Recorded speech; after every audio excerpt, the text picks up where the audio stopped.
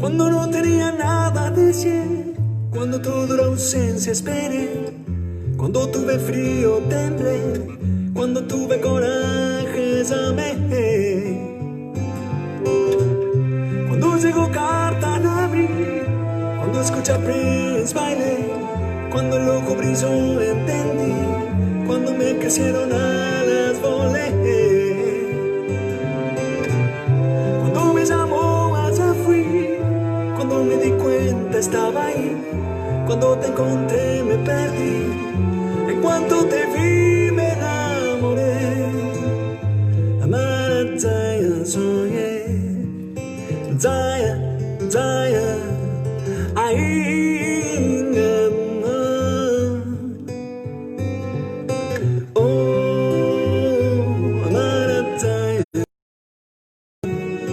Zaya, Zaya,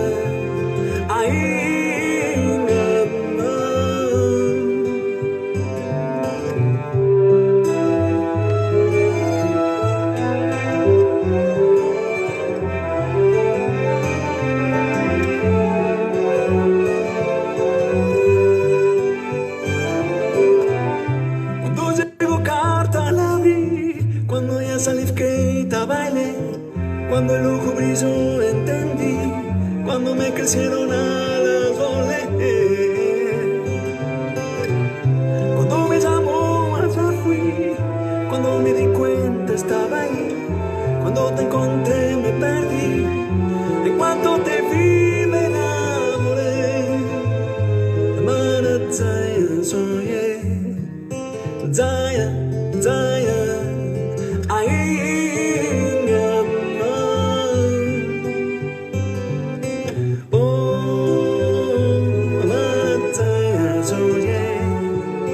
Zaya, Zaya, ahí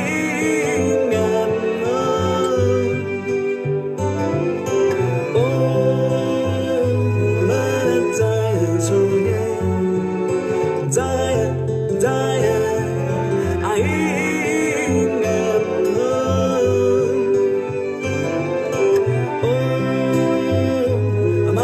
Zaya soñé, Zaya, Zaya.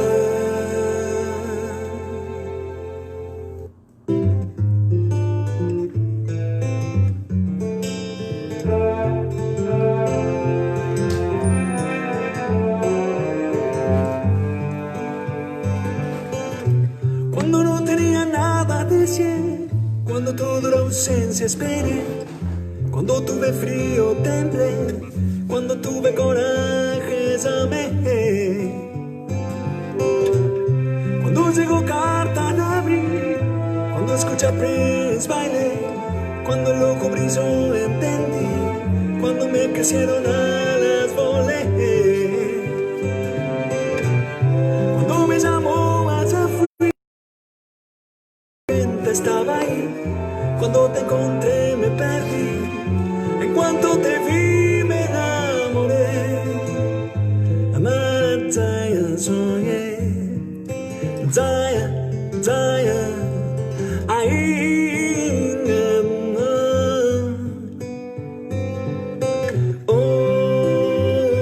amar Zaya soñé, Zaya, Zaya, ahí.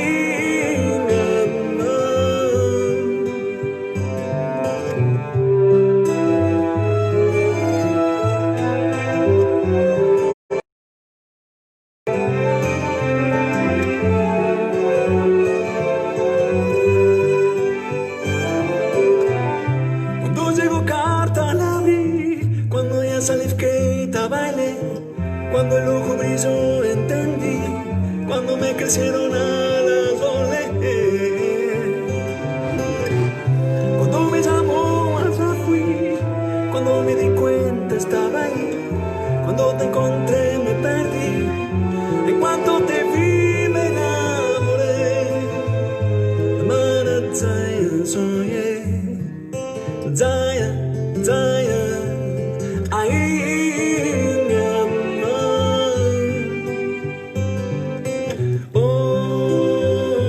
Amar Zaya soñé, Zaya, Zaya, aingan mo.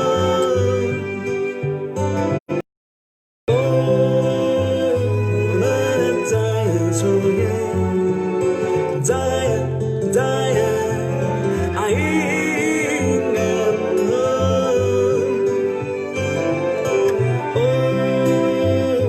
Marat Zaya, soye. Zaya, Zaya.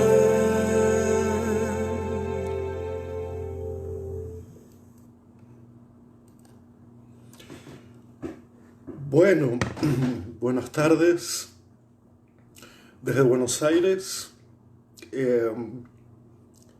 La saludo agradeciéndoles que este sábado a la tarde, en el medio de ciertos barullos, de ciertos ruidos, de cierto modo agrietado de estar en el mundo, podamos encontrarnos. Con muchos será un reencuentro, agradeciéndole a la gente de otros países que veo que también se suman, a los amigos de la Argentina en general, de Brasil, he visto de México, de Colombia, de Uruguay.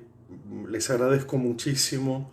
Yo hoy soy un huésped, soy un invitado, y quería agradecer muchísimo a Alejandra Correa, y supongo que a Marisa Negri también, esta invitación que, a ver si puedo decirlo sin que suene demagógico. Si hay lugares a donde uno quiere ser invitado, son a estos.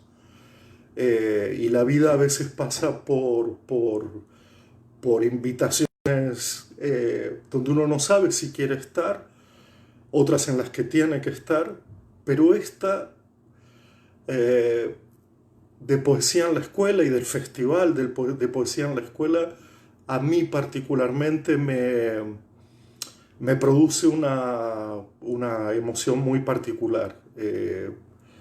No sé si ellas saben, yo he tratado de acompañarlas en algún momento, sigo de cerca porque casi que ahí se reúnen mis dos pasiones, ¿no?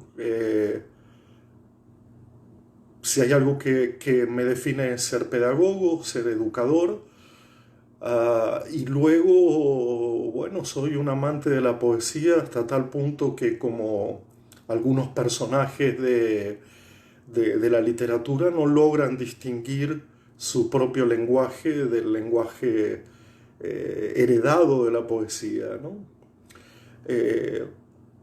Alguna vez quise reunir de varias maneras estas dos palabras que resuenan tan íntimamente en mi vida, escuelas y poesías, pero tan íntimamente, y me pareció encontrar en un poema de Roberto Bolaño, que no exactamente es un poeta, aquella poesía que en un libro rarísimo llamado La Universidad Desconocida, ese poema que le dedica a su hijo Lautaro, yo intuyo que sabiéndose morir, Roberto Bolaño tuvo una enfermedad terminal, y quizá sabiéndose morir, y quizá pensando en esa idea a veces tan torpe, de qué les dejo a los demás, qué voy a dejar yo en el mundo, cómo puedo hacer para, aún no estando, que otros puedan continuar una suerte de eco que uno deja, ¿no? Y en ese poema en particular, a su hijo Lautaro, Roberto Bolaño dice aquello de tan simple, tan pueril, tan ingenuo y al mismo tiempo tan difícil, tan anacrónico, tan fuera de época. Lee lee a los viejos poetas, hijo mío, y no te arrepentirás. Lee a los viejos poetas, hijo mío, y no te arrepentirás. Por supuesto que el poema es más largo, que el poema da una vuelta sobre esa idea de quiénes son los viejos poetas y por qué de alguna manera puede haber algo en eso de leer a los viejos poetas que se pueda transmitir como consejo. Otra de las palabras que están muy pisoteadas, ¿verdad? O están muy fuera de moda, dar consejos a los demás. Pero creo que ahí se resumía un poco eso de, después de todo, y con todos los esfuerzos, y con todas las actividades, y con toda la vocación, la pasión que uno le ponga a esta relación hoy tan descuidada entre poesía y escuela, quizá esto de decir como al pasar, simplemente te aconsejo que leas a los viejos poetas y punto, obra como una síntesis de todo lo que podríamos imaginar de aquí en adelante. Porque lo que voy a intentar de aquí en adelante es hacer un pasaje por algunas estaciones del pensamiento a propósito de algo que leí en la página de Poesía en la Escuela, y que tiene que ver con algo que Festival de Poesía en la Escuela dice permanentemente, algo así como soñar otro mundo e ir hacia ello, soñar otras vidas, pensaba yo también, y contribuir a que sean ciertas, que puedan serlo, que de alguna manera cualquier propósito educativo, forma que aparezca en el momento, que aparezca en el nivel que aparezca, no deja de ser esta doble ilusión en el presente, no una ilusión postergada o a postergar, sino esta doble ilusión en el presente. Por un lado, soñar otro mundo, otros mundos y hacerlos.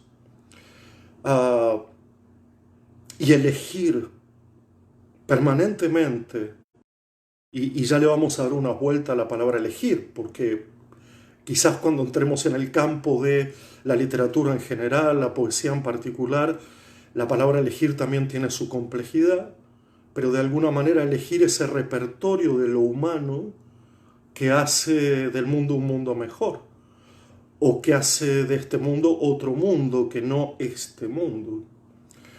Y soñar otras vidas, porque si no, el mundo queda como una posible abstracción si no se encarna en los individuos particulares, y cuando se encarna en las personas, se trata, a mi modo de ver, de eso que llamamos vida, y por lo tanto aquel repertorio que elegimos para que un mundo sea mejor en este momento, también es el repertorio que deseamos que nosotros y que otros tomen forma, tomen la forma del cuerpo particular, para que esa vida sea mejor, quitándole a la palabra mejor cualquier tonalidad moralizante o moralizadora, pero sí que sea cierta, que sea verdadera, que tenga algo de esa idea de,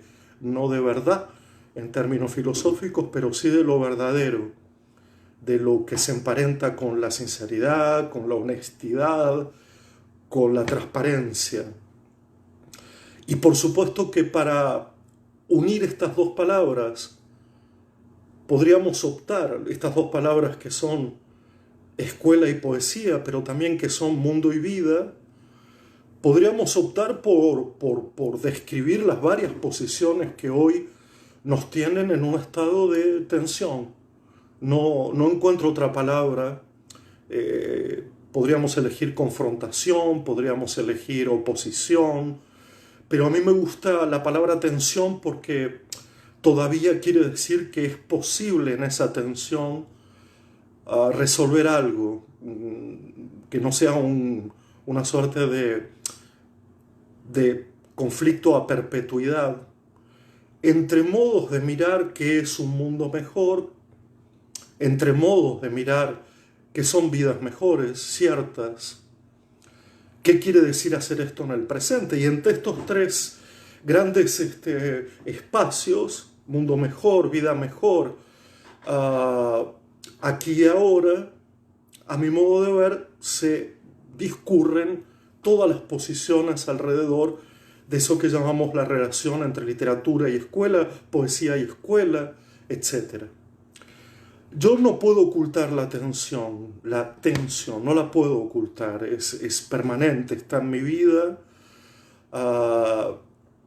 la veo permanentemente, es una tensión que tiene que ver con la propia relación que mi vida mantiene con el mundo y es inocultable, es una tensión incómoda, a veces intolerante, a veces insoportable, otras veces es profundamente amorosa, profundamente filial, profundamente amistosa con el mundo y con la vida, como si uno dijera que hay aspectos del mundo y aspectos de la vida que nos encantan, pero hay aspectos del mundo y aspectos de la vida que de alguna manera confesamos nuestro rechazo, nuestro repudio.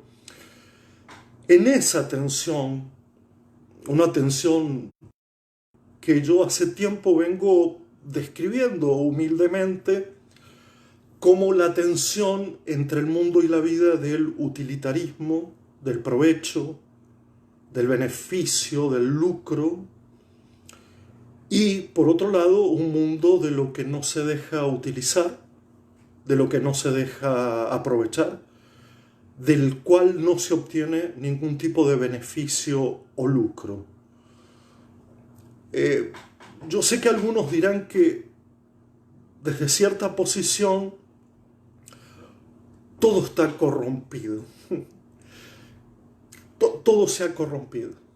Como si no hubiera, y esto lo he escuchado más de una vez, como si no hubiera resquicios o no hubiera por donde hacer respirar lo que no tiene valor de mercado, lo que no tiene precio, lo que no se puede comprar, lo que no está a la venta, nuestras vidas. Y me dirán también que buena parte de lo que llamamos arte, o artes en general, también ha sufrido ese proceso de corrupción, de alguna manera ha entrado en las lógicas de la compra y la venta, o de productores y consumidores. Incluso la niñez está completamente atravesada por esta forma aparente de ver el mundo y de hacer el mundo. Incluso la ancianidad. Estos dos extremos húmedos y frágiles de la vida, de la edad, justamente allí donde un mundo se revela tal como es, ¿no? Tal como es. Luego el mundo adulto es como ese mundo que tiene que pugnar por encontrar esa medianía para sobrevivir, pero ni la niñez ni la ancianidad deberían estar ancladas a esa búsqueda constante de la exigencia. A ver, yo no lo sé de cierto, yo no puedo afirmar, además no quisiera afirmarlo, que el mundo está corrompido, que parece mal pronunciada esa palabra, ¿no? El participio pasado de lo corrupto. En portugués se diría así, por eso a veces se me mezcla, está todo corrompido, ¿no? Y lo que quiero decir con esto es que voy a usar la expresión que usaba el poeta Jaime Sabines en su hermosísimo poema Los Amorosos, cuando decía aquello de yo no lo sé de cierto, yo no lo sé de cierto. Quisiera no saberlo, quisiera no afirmarlo con esa violencia taxativa de que no haya lugar para, de que no haya lugar para lo que no tiene precio ni se vende, para lo que es gratuito, y creo profundamente en la gratuidad de todo lo que hacemos. Creo que los vínculos esenciales están sostenidos por la gratuidad,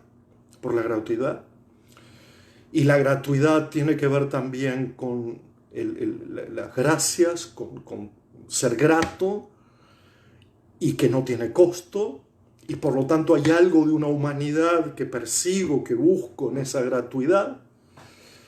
Pero sería ingenuo de mi parte plantearla como una tensión que es actual, como dos mundos donde la poesía tendría un cierto valor no de mercado, un cierto valor formativo, un cierto valor que yo llamaría de las cosas imprescindibles, pero no de las cosas importantes en el sentido formativo actual, y otro mundo que considerará la poesía como una pérdida de tiempo. Miren, en 1693, John Locke, uno de los filósofos ingleses más importantes, en su libro Pensamientos sobre la educación, afirmaba lo siguiente. Decía, en parte, él creía que había que luchar contra la poesía, contra esa inutilidad, contra toda la imaginación que distrajera de los saberes pragmáticos y del progreso económico, y la necesidad imperiosa de una formación a ras del suelo, alejada del Parnaso, aquella expresión del paraíso de los versos,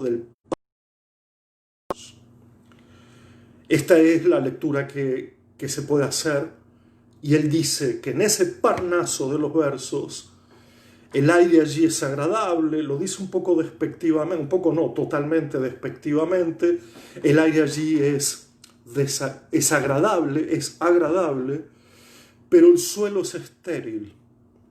Hay pocos ejemplos de gentes que hayan aumentado su patrimonio con lo que puedan haber cosechado allí. Entonces, somos herederos de un mundo occidental, por suerte no todo mundo occidental proviene de allí, donde ha habido una suerte de rechazo absoluto a la idea de que la poesía contribuyese de alguna manera al funcionamiento del mundo. Como si se tratara de una suerte de espacio agradable, sí, se la pasa uno bien, pero, vuelvo a citar textualmente, el aire es agradable, pero el suelo es estéril, nada se puede recoger de allí. Claro que esa frase la podríamos dar vuelta, ¿no? Si el aire es agradable, pues quedémonos tomando aire. Pues si no hay nada fértil que recoger, no olvidemos que los suelos fértiles están llenos de toxicidad. Y además, si no se cosecha nada de patrimonio, pues un cierto aire de pobreza, un cierto aire de austeridad, pues no puede no ser considerado una virtud. No estoy hablando de una pobreza franciscana, estoy hablando de la pobreza poética. Somos herederos de esta idea, sin duda. Yo tengo la impresión de que muchísimo del pensamiento de una cierta filosofía de la utilidad, de una cierta filosofía de la abundancia, del progreso, ha inundado nuestras vidas, y estoy hablando del siglo XVII. Pero para tomar un ejemplo mucho más actual de cómo opera esta tensión, que en el caso de John Locke es clarísima, es que la poesía, si no sirve para aumentar el patrimonio y el progreso, no sirve, y de hecho no sirve, porque miren, creo que fue la poeta rumana Ana Blandiana la que alguna vez dijo aquello de lo interesante de la poesía, lo trascendente de la poesía, es justamente el hecho de que no progresan, de que uno no puede establecer un criterio de progresión como quisiera el mundo de hoy, de que todo tiene que progresar, todo va de lo precario a lo novedoso, de lo precario a lo completo. Pues justamente lo que dice Ana Blandiana, esta poeta rumana, es quizá la virtud esté en que es una de las pocas cosas, la poesía, que no está ligada, que no está vinculada a ningún criterio de progreso. Cuando el progreso, como bien sabemos, para hacer un mundo mejor, es el progreso de la destrucción, de la tecnología que destruye, el planeta que se destruye. Y quizás ahí empezamos a entender que aunque el suelo no sea fértil, justamente la poesía no es la que contribuye a llenar de toxicidad al mundo, al contrario, es aquella que quizá purifica el aire, aunque aquí estoy idealizando un poco. Más actualmente, yo he rescatado de una novela de Graham Swift, no de Jonathan Swift, sino de Graham Swift, que se llama El País de Agua, y que tiene una versión cinematográfica maravillosa, donde la figura principal es un profesor de historia, que en la película está actuada por Jeremy. Hay un profesor atribulado porque nota, ya en los años 70, donde está la novela producida, nota esa tensión encarnada en él de nuevo, ¿no? Que es como si le exigieran permanentemente que enseñe a sus estudiantes cosas que sirvan para algo.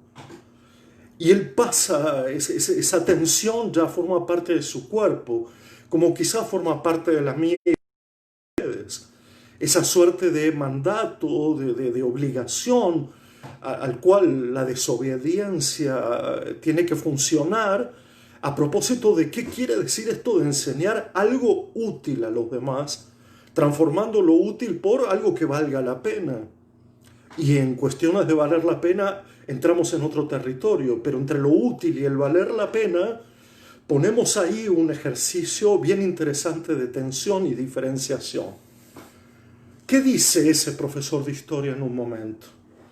Se acerca a su jefe de estudios en la novela, su amigo de toda la vida, su cómplice con el cual de alguna manera va a poder conversar sobre esto y confesarle su pena por ver que ya la escuela, el colegio está completamente deteriorado porque solo servirá para enseñar cosas útiles. Y dice, en un párrafo, dice, me piden una enseñanza que tenga relaciones prácticas y directas con el mundo actual. Me piden una enseñanza que tenga relaciones prácticas y directas con el mundo actual. El profesor lo dice de una manera atribulada, cabizbajo. Buscan la amistad, una respuesta. Y su amigo toda la vida se vuelve cómplice de esa utilidad y de esas enseñanzas prácticas, y le contesta, estoy de acuerdo con los que tienen el verdadero poder. Creo que hay que preparar a los chicos para el mundo real. Creo que tenemos que preparar a los chicos para el mundo real. Tenemos que enviar a esos chicos y chicas al mundo, habiéndoles proporcionado conciencia de su utilidad, cierta capacidad para aplicar unos conocimientos prácticos en lugar de un disparatado montón de informaciones inútiles. Creo que también hay una revelación y creo que aquí es donde podemos encontrar también cómo desatar algunos nudos. En principio, una fórmula silogística que nos puede acompañar. Si el mundo es este, no solo el mundo pandémico, estoy hablando del mundo también prepandémico y el mundo que vendrá. Si el mundo, como veremos, es este, el de la aceleración, el de la prisa, el de la violencia, el de las formas renovadas de masacres, donde 80 millones de personas todavía están sin hogar, millones de personas en situación de miseria, el 99% de la gente que concentra el 1% de la riqueza mundial y el 1% de la gente que condensa el 99% de la riqueza mundial. La pregunta es, si vamos a formar para este mundo, quiere decir que vamos a formar para garantizar que ese mundo siga funcionando de esa manera. Y justamente el propósito de cualquier gesto educativo es, recuperando lo que dice el Festival de Poesía en la Escuela, un mundo, hacer otro mundo, hacer otro mundo. Y este tiene que ser un principio permanente de la tarea educativa, hacer otro mundo que no este mundo, y no entregar a las nuevas generaciones a ese mundo voraz. Y creo que en eso no queda más remedio que o la complicidad o cierta forma de rebeldía. O cierta forma de complicidad o cierta forma de rebeldía. Estar de acuerdo con los que ostentan el poder y creen que la educación sirve para reproducir este mundo, o estar de acuerdo con el profe de historia que de alguna manera lo que desea es enseñar cosas que valgan la pena, contar historias que valgan la pena. Después de todo, cualquier género literario consiste en contar historias que de algún modo valgan la pena. Ya saben muchos de ustedes que me acompañan hace tiempo que la expresión valer la pena es eso, ¿no? Tiene un valor, pero no tiene valor de mercado, tiene valor de pena, tiene valor de lo que se acaba, de lo que no va a durar toda la vida, de lo que no es eterno, de lo que es finito, de lo que es contingente, la poesía misma, la poesía misma. Dos partes de esta tensión que yo pretendo desatar de alguna manera con ustedes hoy, a pesar de que ya he avanzado ya he hecho como media hora de una introducción gigantesca, como siempre ocurre. Me he cansado de decir, pero no descansaré, para poder afirmar una y otra vez que las escuelas no están hechas, que las escuelas no tienen una forma consagrada, que las escuelas pueden cambiar con el mundo y cambiar con la vida, que de hecho esa es la historia de la escuela, cambios permanentes a propósito de mundos distintos, lo que llamamos de alguna manera eso de una forma informe, una forma que puede adquirir otra forma, una forma que en muchos casos se presta a tener otras formas, una forma que incluso a lo largo de un propio día, de una propia mañana, muta en su formación y en su configuración, y que por lo general es el escenario que da lugar, que da cabida a recibir a eso que llamamos infancia. Y lo hace de una manera completamente distinta como lo hacen otras estructuras sociales. Lo hace a través de ciertas tradiciones, lo hace a través de ciertas repeticiones, lo hace a través de cierta ritualidad o de ciertos rituales, y lo hace de una manera que es como no lo hace, que es a través de los acontecimientos. Cada niña, cada niño produce un efecto de novedad sobre el cual ninguna forma consagrada, ni ninguna forma tradicional ni repetida puede prevenir su relación con esa novedad que es el niño, la niña nueva que entra a una escuela donde se recibe a la infancia. Una de las preguntas inmediatas que tenemos que hacer es si es verdad que cuando recibe a la infancia, está recibiendo a la infancia o está recibiendo a niñas, niños. Lo que a mi modo de ver, como tengo también repetido varias veces, no es exactamente lo mismo. Una cosa es recibir individuos de una cierta edad, con unas ciertas características, individuos de corta edad, para decirlo así, eso que llamamos la niñez que va entre los 0 y los 6 años, y algo muy distinto es recibir la infancia, es decir, un estado, vamos a decirlo, un tipo de experiencia de tiempo que no necesariamente coincide con eso que llamamos niñez. Para mí, esta puerta de entrada es la que decide gran parte del mundo que queremos hacer. Si solo recibimos niñitos y niñitas, si solo los recibimos en el sentido peyorativo de la infantilización, o si recibimos en una atmósfera de infancia.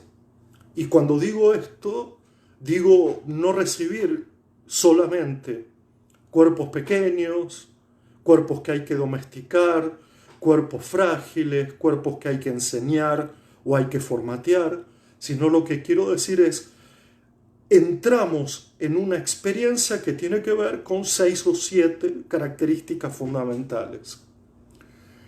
Una, tener tiempo libre, hacer tiempo libre, dar tiempo libre. Porque cuando no tenemos ese tiempo, la poesía es descarte. La poesía es pura ejercitación, sí es. Lo que quiero decir aquí es que recibir a la infancia, darle infancia a esos niños sería tener tiempo libre, vivir, crear ambientes narrativos, jugar, es decir, estar y prepararse no para el mundo de lo real que quería John Locke, sino justamente para el otro mundo, que es el mundo de la ficción. Y esto es terriblemente formativo, en el buen sentido de la palabra terriblemente. Formar en el mundo de la ficción. Que el cuerpo sea uno solo, que no esté fragmentado y que no se lo juzgue. Que la atención se deje atrapar por todos los rincones del mundo, que no se focalice, que no sea una atención concentrada, al contrario, que sea una atención completamente desparramada y que el lenguaje no se vea afectado inicialmente por la caterva de reglas, estructuras y mucho menos por el lenguaje infectado del poder, que de alguna manera sienta esa niñez en estado de infancia, que todo es posible con el lenguaje. Que todo es posible con el lenguaje. Me atrevo ahora, en el medio de esta discusión, a hacerles escuchar, que espero que se escuche bien, uno de los poemas más conocidos de Jaime Sabines, el poeta mexicano con el que empecé esta primera conversación, en su serie dedicado a Julito, uno de sus hijos, donde le va a regalar la luna, ese poema tan bello en que va a hacer todo lo posible para con el lenguaje regalarle la luna a su hijo, que es la única posibilidad cierta, verdadera, para poder regalarle la luna a alguien. Y así dice el poema. Mira la luna es tuya, nadie te la puede quitar. La has atado con los besos de tu mano y con la alegre mirada de tu corazón. Solo es una gota de luz, una palabra hermosa. Luna es la distante, la soñada, tan irreal como el cielo y como los puntos de las estrellas. La tienes en las manos, hijo, y en tu sonrisa se extiende su luz como una mancha de oro, como un beso derramado. Aceite de los ojos, su claridad se posa como un ave. Descansa en las hojas, en el suelo, en tu mejilla, en las paredes blancas, y se acurruca al pie de los árboles como un fantasma fatigado. Leche de luna, ungüento de luna tiene las cosas, y su rostro velado sonríe. Te la regalo como te regalo mi corazón y mis días. Te la regalo para que la tires.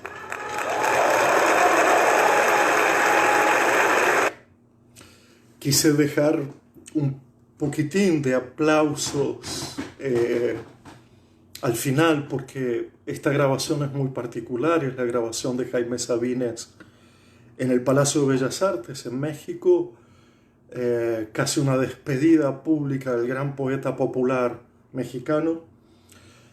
Y fíjense que en el final del poema, o el final del poema, él dice: te la regalo para que la tires. Te regalo la luna para que la tires. Te la regalo para que hagas lo que quieras con ella. Te la regalo y que sea tuya, no mía. Te la regalo para que la tires. Guardemos eso de lo que está tirado, lo que está abandonado, lo que de alguna manera parece residuo en el mundo, lo que de alguna manera parece desperdicio, porque de ello construiremos nuestra pedagogía. De ello haremos siempre el mundo mejor. Esta es una expresión muy nietzscheana en el campo de la filosofía, que es la de pensar que todo nace de esas cenizas, de ese incendio del mundo desmoronado, o de esos basurales que el mundo pone en la periferia y donde encontraríamos verdaderos tesoros. Y Jaime Sabines le regala la luna a su hijo con el lenguaje para que la tire, no para que la guarde, no para que sea una propiedad privada. Y no creo que haya, sí, claro que creo que haya buenísimos poemas sobre esto, pero creo que este es uno de los más conmovedores poemas, porque además su voz, la voz de Jaime, ya está muy cansada, y por eso le da también ese tono tan conmovedor de dejarle a su hijo, otra vez un hombre, un padre le deja a su hijo algo. Roberto Bolaño le deja el que leas a los viejos poetas, Jaime Sabines le deja la luna. Y yo he juntado a partir de esto cuatro frases que me han conmovido sobre la infancia y la poesía, que muchos de ustedes ya me habrán escuchado y siempre vale la pena repetir. Stig Dagerman, el escritor sueco, cuando dice aquello de que inventar se empieza pronto, pero luego te arrebatan el hábito, y que vivir no es otra cosa que no permitir que te arrebaten el hábito de la invención. Mia Couto, el escritor mozambiqueño, la infancia es cuando todavía no es demasiado tarde. Peter Hanke, el escritor austríaco, un niño es aquel en el que hay que confiar porque sabe establecer semejanzas y diferencias. Y Kafka, en sus diarios: soy un niño, ¿a qué viene tanta ceremonia conmigo? Yo creo que hay una cierta forma de hacer literatura y una cierta forma de crear lectura, una relación sin rodeos, anticeremonial, directa, sin justificaciones, sin explicaciones, sin preámbulos, porque pareciera ser que cada vez que intentamos pensar la poesía, el relato, la narración, el cuento, la música, la pintura en la escuela, hay que justificarlo de alguna manera. Y en esto yo soy terriblemente antididáctico, o creo en una didáctica de la invención, sobre la cual hablaré enseguida. Y es que una relación sin rodeos, una relación directa entre la infancia y la poesía, o para decirlo quizá de una manera más prolija, la infancia viva una experiencia poética. Es decir, que en ese mundo, en esa atmósfera, de lo que se trate sea de la apreciación estética y de la apreciación ética, y no de una falsa moral. Apreciación quiere decir tanto ética como estética. Contemplar, el ejercicio de la contemplación, el tener tiempo para imaginar sin que un mal viento tire el barrilete al piso, tener tiempo para balbucear, tener tiempo para hacer silencio y tener tiempo para querer más y más. Esa es mi humilde opinión o mi humilde construcción sobre lo que es la relación no ceremonial o anticeremonial entre los niños y la poesía.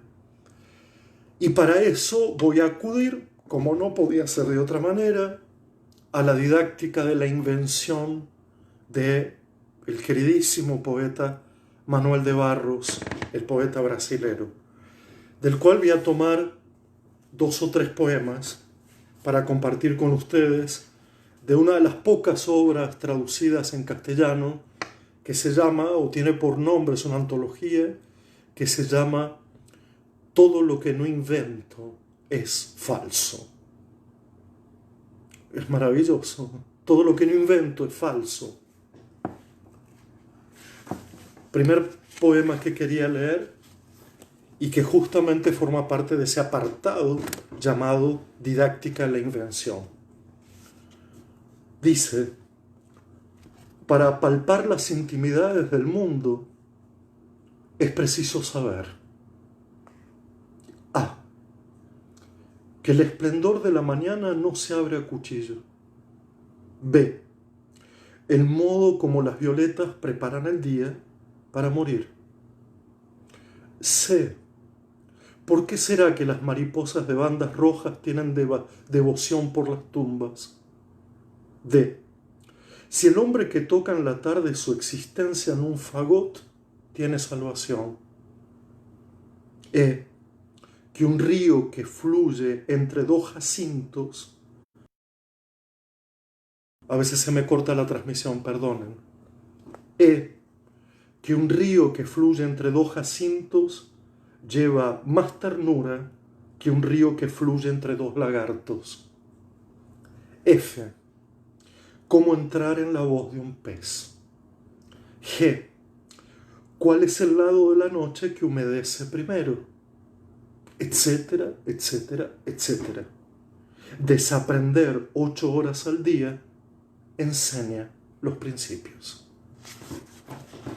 Didáctica de la invención. Por algo, Manuel de Barros es considerado el poeta de la infancia, al menos en esta parte del mundo. Otro pequeño poema dice así: desinventar objetos. El peine, por ejemplo. Dar el peine funciones de no peinar, hasta que se ponga a disposición de ser una begonia. Usar algunas palabras que aún no tengan idioma. ¿Se dan cuenta? Usar algunas palabras que no tengan idioma. Tercer poema. Las cosas que no tienen nombre son más pronunciadas por niños. Las cosas que no tienen nombre son más pronunciadas por niños. Último de esta serie. Las cosas ya no quieren ser vistas por personas razonables. Desean ser miradas de azul, como un niño a quien miras de ave. Como un niño a quien miras de ave. Bueno, se ha dado por hecho que la niñez y la infancia conviven, que son la misma cosa, y sin embargo,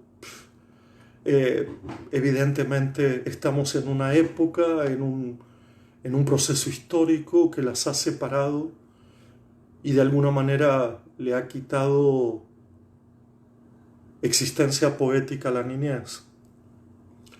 Creo que si podemos pensar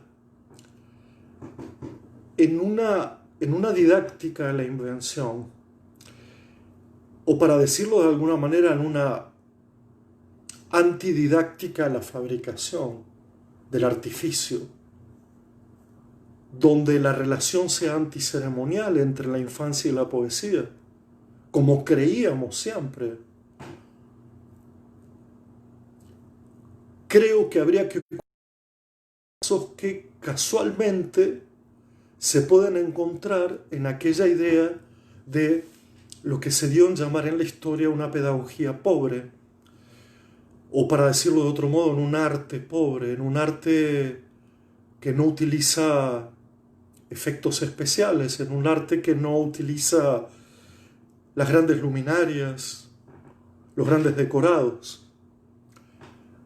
Exponer el mundo con toda la generosidad posible, es decir, dejarle a los demás disponibles todos los indicios creados por la humanidad a lo largo de los siglos, entre ellos la poesía.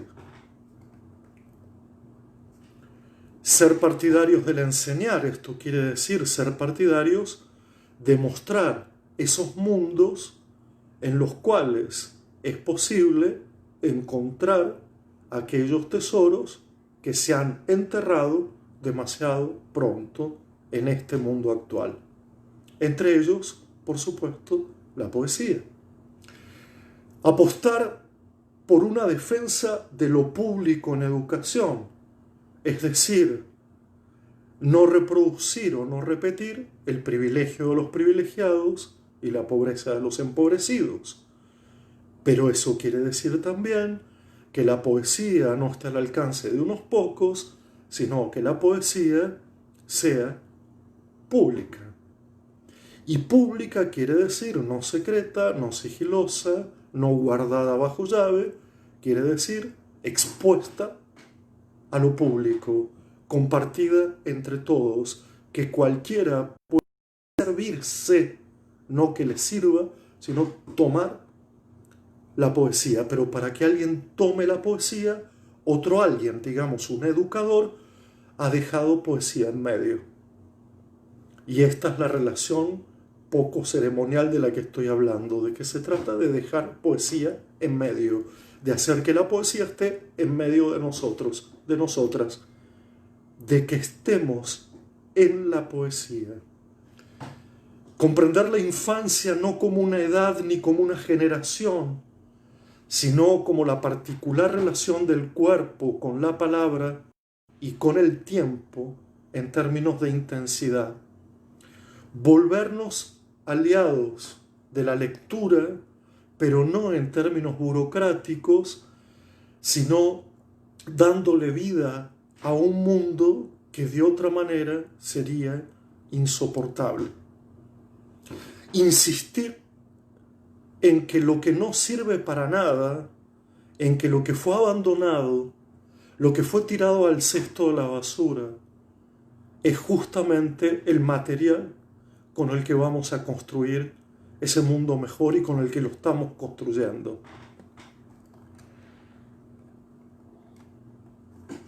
¿Cuál es el momento en el cual esos dos mundos se separan, el de la infancia y el de la poesía?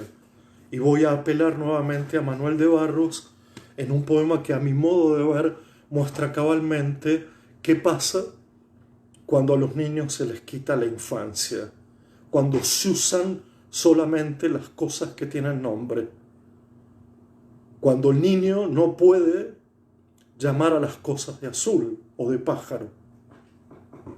Y el poema dice así: el que hacía una vuelta detrás de nuestra casa era la imagen de un vidrio blando que hacía una vuelta detrás de casa. Después pasó un hombre y dijo: esa vuelta que hace el río por atrás de tu casa se llama ensenada. No era ya la imagen de una culebra de vidrio que hacía una vuelta detrás de casa.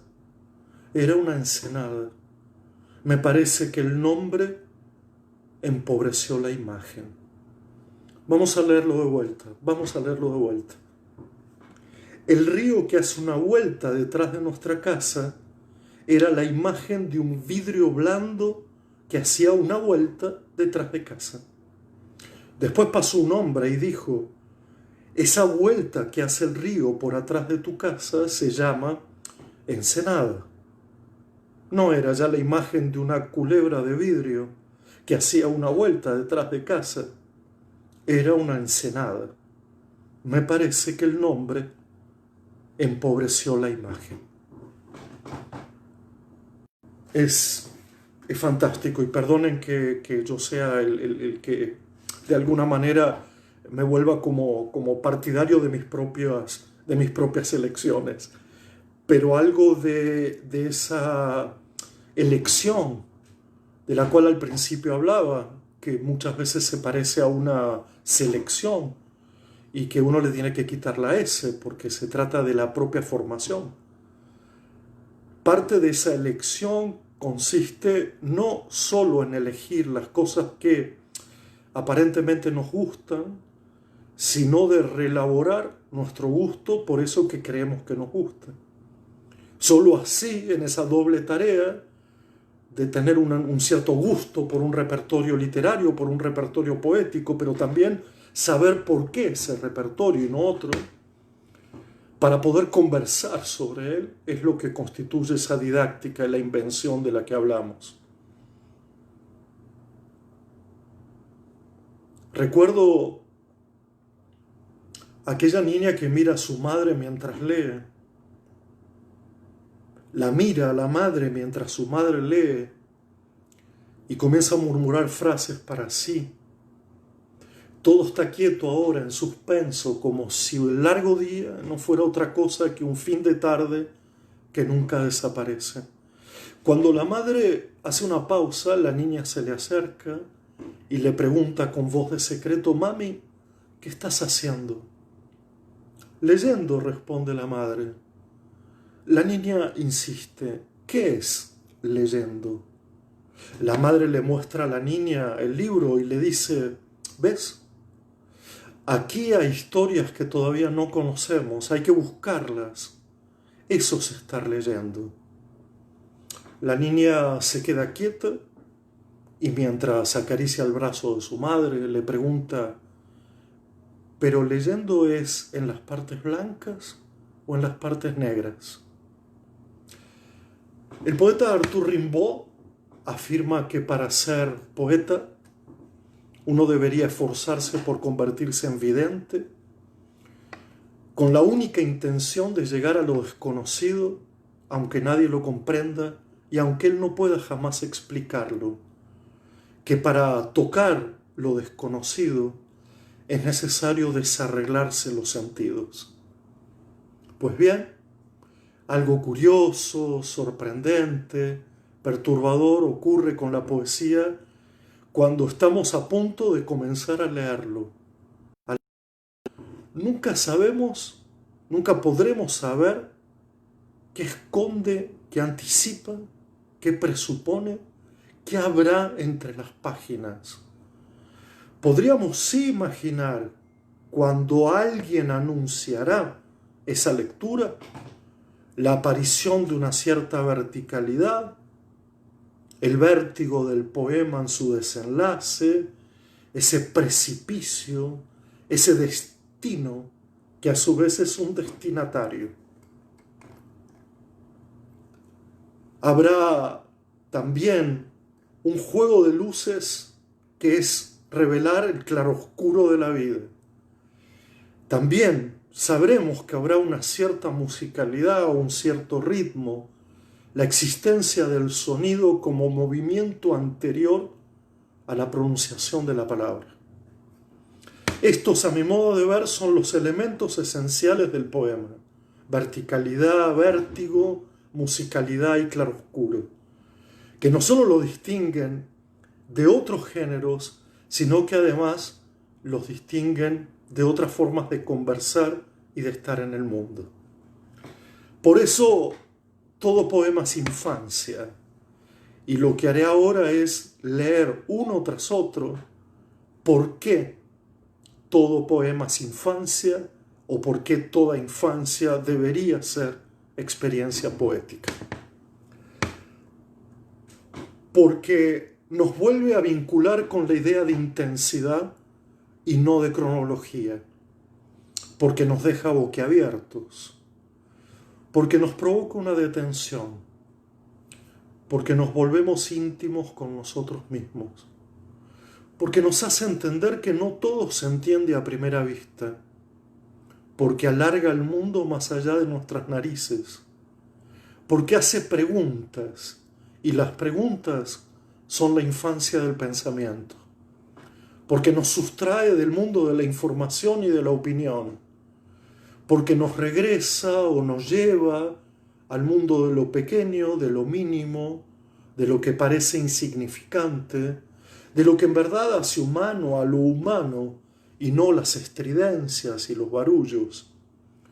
Porque no es una explicación saturada sobre el mundo, sino su brecha, su resquicio, su abertura, como una piedra debajo de la cual hay infinita vida, como cualquier hombre, cualquier mujer que más allá de su experiencia expresa la potencia de la vida en general.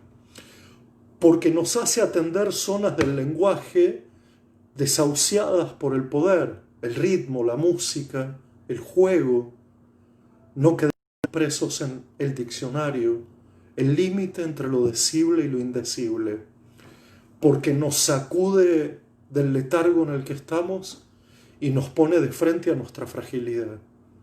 Porque la vida no tiene temas ni conceptos, sino conversaciones y percepciones. Porque forma parte de la más importante inutilidad, es decir, del más importante vínculo no capitalista con el mundo. Y porque sí, que es la mejor de las razones. Bueno, son las 17:59. Creo que terminar de la manera más banal, que es decir porque sí. Es cierto que les hubiera ahorrado 1 hora de este sábado a la tarde, pero también creo que para llegar a ese porque sí, no indiferente, sino completamente convencido, que es decir para un mundo mejor, poesía en la escuela sí, sí, punto, sin mayores explicaciones ulteriores, sin que nadie nos diga cómo, cuándo, dónde, por qué. Es la mejor forma que tengo de terminar este encuentro de hoy, agradeciéndoles de corazón que me hayan acompañado, que hayan intervenido. Yo, como siempre, una vez que termine el video me pondré a ver las cosas que han dicho. No sé si los organizadores, las organizadoras quieran en algún mensaje escrito que yo pueda ver aquí en la transmisión, saludarnos o decir algo al respecto. Si no, damos por concluido este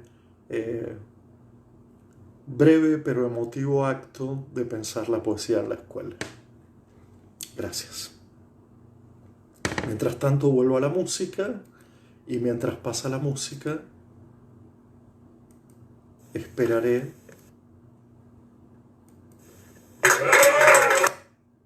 Los aplausos no eran para mí.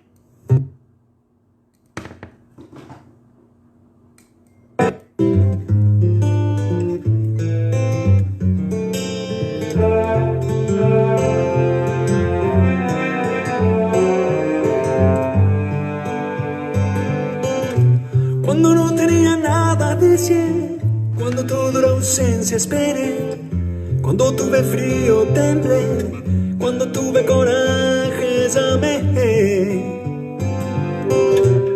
cuando llegó carta, cuando escuché Prince bailé, cuando el ojo brilló entendí, cuando me crecieron alas volé,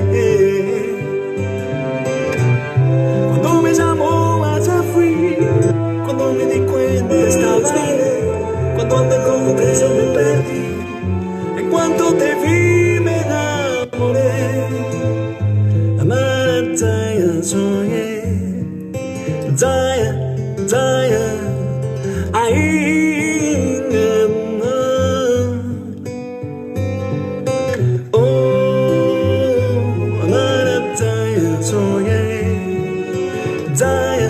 在。